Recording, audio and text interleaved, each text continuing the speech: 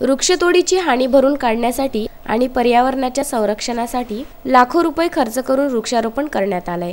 अकोट तालुक्यातील पणज वडाळी देशमुख मार्गावर अकोटच्या सामाजिक वनीकरण वन विभागातर्फे विविध जातीच्या झाडांची लागवड करण्यात आली आहे। या झाडांमधूनच विद्युत पुरवठा सुरू करण्याकरिता विजेचे खांब टाकण्याचं काम सुरू आहे। येथून विद्युत तारा गेल्या आहेत।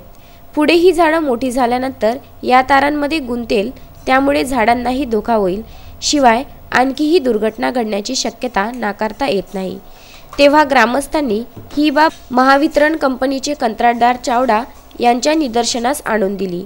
शिवाय अकोट महावितरण उपअभियंता अग्रवाल यांनाही याबाबत अवगत केलं असता त्यांनी उडवाउडवीचं उत्तर देऊन उपअभियंता देखील कंत्राटदाराची पाठराखण करीत आहे असा आरोप ग्रामस्थांनी केला आहे। याबाबत अकोट सामाजिक वनीकरण वन विभागाचे उपअभियंता यांच्याशी विदर्भ न्यूजने संवाद साधला असता झाडांना इजा झाल्यास संपूर्ण जबाबदारी संबंधित ठेकेदार व महावितरण कंपनीची असेल असं समजपत्र दिल्याचं त्यांनी सांगितलं। सारंग कराडे, विदर्भ न्यूज, अकोट।